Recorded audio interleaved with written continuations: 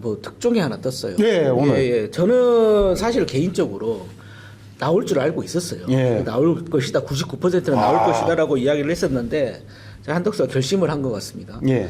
지금 직무대행이 내주 사임하고 예. 5월 달에 예. 제가 국민의힘 단일화를 하겠다. 예. 뭐 이런 보도가 떴습니다. 예. 그게 나오는 게 맞나요? 그게 이제 어떤 게 있냐면은 나오는 게 맞냐 안 맞냐. 그건 사실 뭐 법적으로 나올 수 있고 또 본인이 원하면 나올 수도 있죠. 근데 이제 중요한 건 뭐냐면은 왜 나오고 또는 나오도록 부추기는 사람들이 누가 그렇죠. 어떤 의도가 있을 것인가. 네. 예. 이게 사실 이제 중요하거든요. 포인트죠. 예. 예.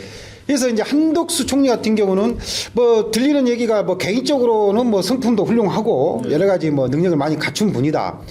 근데 지금까지 국무총리 출신이 대통령이 된 사례가 없었죠. 그렇죠. 예. 그리고 한 30년 동안 이렇게 뭐그 행정부에서 또 공직 생활 하신 분들도 또 대통령에 나오신 분들이 또 되거나 그런 분이 거의 없습니다. 네네. 유일한 게 이제 검찰 출신 예. 윤석열 뿐이었었고. 그래서 이게 이런 부분은 분명히 보이지 않는 손이 작용하지 않았냐. 예. 그것을 보는 게 하나 뭐가 있냐면은 일단은 이번에 이제 대선의 포인트가 민주당에서는 이제 내란 종식, 또 내란 세력 종식, 그렇죠. 또 망한 경제 되살리기. 맞죠. 이게 이제 이번에 민주당에 밀어붙이는 거고, 그 국민의힘 같은 경우는 그것은 미안하고 잘못했지만은 이재명이가 대통령이 되면 나라는 더 망한다. 뭐 이제 그런 지금 예. 그 포커스로 가고 그렇죠. 있는 거죠. 그 포커스를 갈 때 자기들이 이제 중도층 표심을 가장 잡는 게 중요하거든요. 갑자기 이번에. 그것 때문에 그렇죠. 지금 그런 거죠. 이제 그게 중도층 표심을 잡기 위한 핵심 키워드를 몇 가지 잡아내야 되는데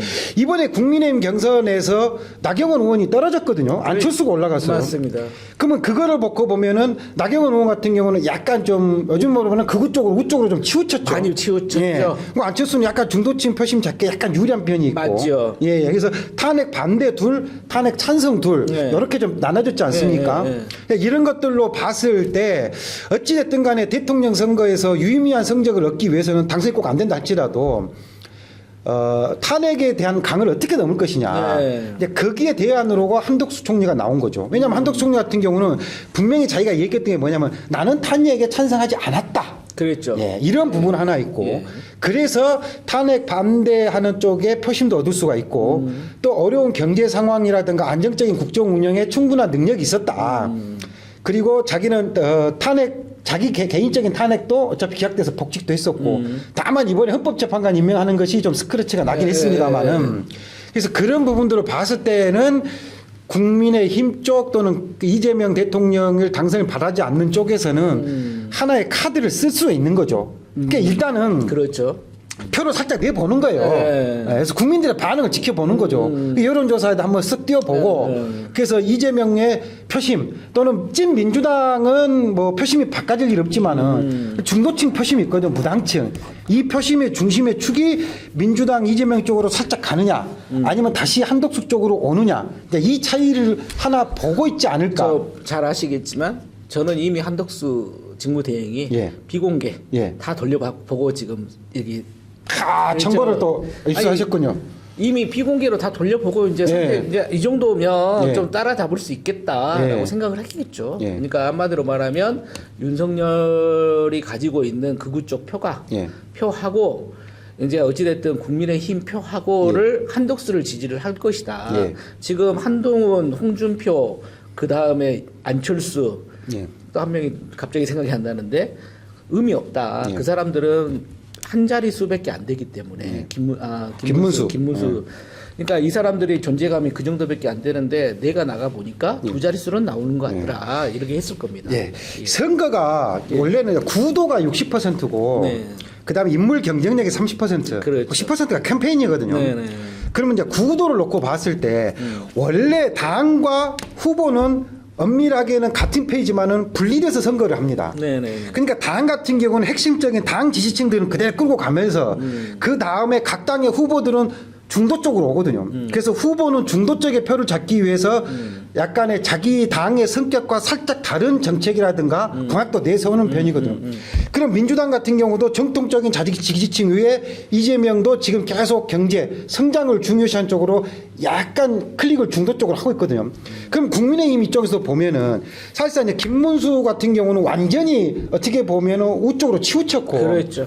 근데 한동훈 같은 경우는 약간 이제 중앙 쪽에 와 있고, 그 사이에 홍준표, 안철수가 이렇게 있거든요. 예. 그럼 이 사람들이 국민의힘이 가지고 있는 정통적인 지지층을 한 30% 정도 본다 하면은 결국 중앙에 있는 20% 30%이 중도층을 자기들은 못 끌어옵니다. 절대. 그러면 이 끌어올 수 있는 사람이 누구냐? 이게 이제 한독수라는 거죠. 그러니까 한독수가 와서 이 중에 절반 정도만 끌어오고 자기들은 어찌됐든 간에 힘을 합쳐서 정통적인 자기 지지층을 그대로 밀고 간다 하면은 자기들 입장에서는 박빙의 승부가 되지 않을까라고 이제 생각을 하는 거죠. 근데 이거는 제가 봤을 때는 한낱 꿈이다. 한여름밤의 꿈처럼 보입니다. 한여름밤의 꿈. 꿈이야 누구나 꿀 수 있죠. 저도 동감합니다. 예. 이게 대다수 국민들이 자기 선거 전략은 자기들이 그렇게 펼칠 수는 있으나 국민들이 한독수를 보면서 만약 단일화를 했다 하면은 그러면 이게 어떻게 단일화가 될까요? 또 누구에게 단일화가 되면 그 후폭풍은 없을까요? 예를 들어서 4명 중에 김문수가 되든 홍준표가 되든 안철수가 되든 한동훈이가 되든지 간에 자기들 국민의힘 대권 주자예요. 그럼 무소속이잖아요. 그 입당도 아니고. 그렇죠. 그 무소속하고 단일화를 한다. 그럼 여론조사를 돌려. 그러면 이제 예를 들어서 자기들은 그럼 사퇴를 해야 될 거 아니에요. 사퇴를 하고 다시 뭐 온다든지. 그럼 뭐 당은 당규도 다 바꿔야 될 것이고. 뭐 행정적인 절차야. 어떤 식으로 충분히 할 수는 있겠으나 그럼 누가 포기를 할까요? 한독수가 포기하고 한독수가 예를 들어서 국민의힘을 지지한다 그러면은 한독수 쪽에를 벌고서 생각했던 중도층이 그러면 다 국민의힘 후보를 지지할까요?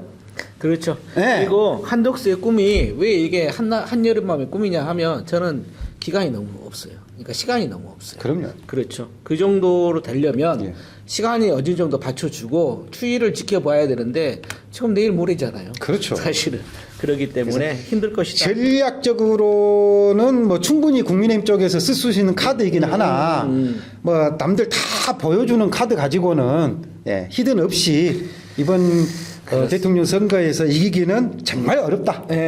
이렇게 보입니다. 알겠습니다. 이것도 다음 주에 재미있는 포인트가 되겠네요. 예. 네네.